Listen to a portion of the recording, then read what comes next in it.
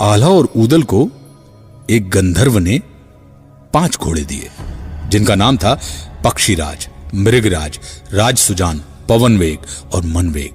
ये घोड़े इतनी तीव्रता से भागते थे कि लोगों को लगता था कि ये घोड़े हवा में उड़ रहे हैं, अधर में चल रहे हैं। आल्हा ऊदल इन घोड़ों को युद्ध के लिए तैयार करने लगे और माहिल को एक तरकीब सूझ गई।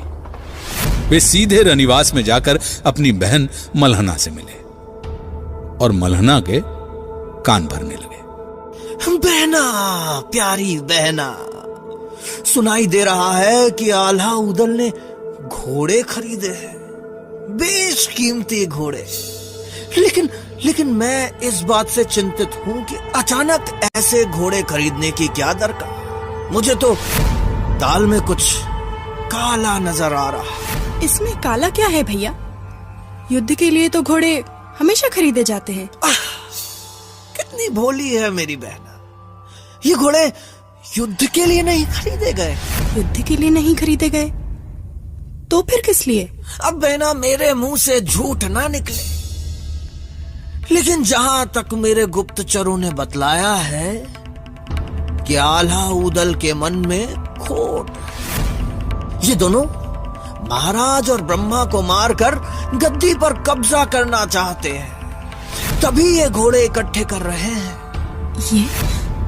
ये आप क्या कह रहे हैं भैया? नहीं, ये सच नहीं हो सकता। बहन, मन तो मेरा भी चाहता है कि ये बात झूठ हो, लेकिन कहीं अगर ये बात सच निकली तो फिर उस दिन हम क्या कर पाएंगे। इसीलिए उचित तो यही होगा कि तुम महाराज को इस बात से अभी अवगत कराओ। हाँ, आप उचित ही कह रहे हैं। मैं अभी जाके बात करती हूँ महाराज से। मलहना आल्हा ऊदल को अपने सगे बच्चे से अधिक प्रेम करती थी, लेकिन इधर माहिल की बातों ने मलहना के मन को दूषित कर दिया। आखिर वो एक पतिव्रता पत्नी थी और मां भी थी।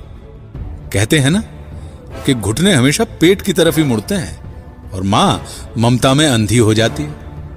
मलहना को महोबा के सिंहासन पर मंडराते खतरे अचानक नजर आने लगे और वे राजा परमाल के पास पहुंच गए।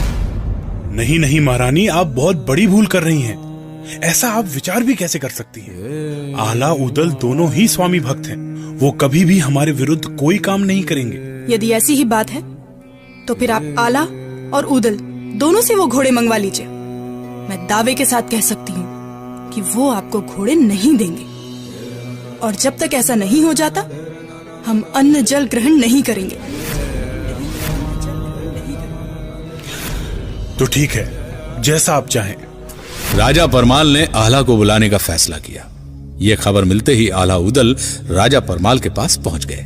राजा परमाल ने उनसे पूछा कि ये घोड़े कहां से मिले। ऊदल बोले, तब राजा से देव निधि ने रखने मान, और 5 बछड़े अति विशिष्ट हैं, भर भर करके भरे उड़ान। पक्षीराज मृगराज घोड़ दो, एक घोड़ा रहे राज सुजान, और पवन वेग मन वेग भय दो, 5 उड़े लगा के प्राण।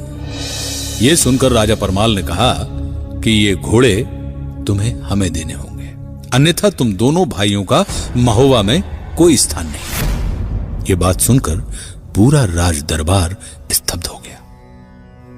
महाराज, बड़े दुख के साथ हमें यह कहना पड़ रहा है कि आप हम पर संदेह कर रहे हैं, जबकि ये घोड़े सेना के लिए नहीं खरीदे गए।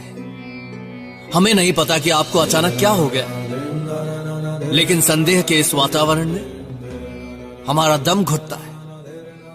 हमें आज्ञा दीजिए महाराज।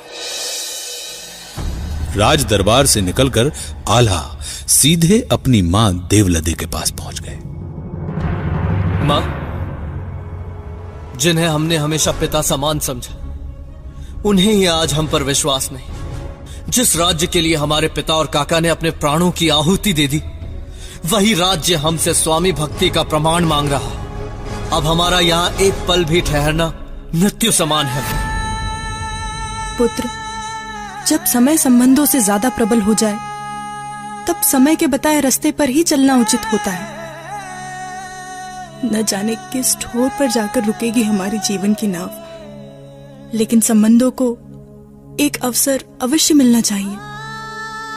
एक बार और अंतिम बार पुत्र, तुम महाराज से जाके मिल लो।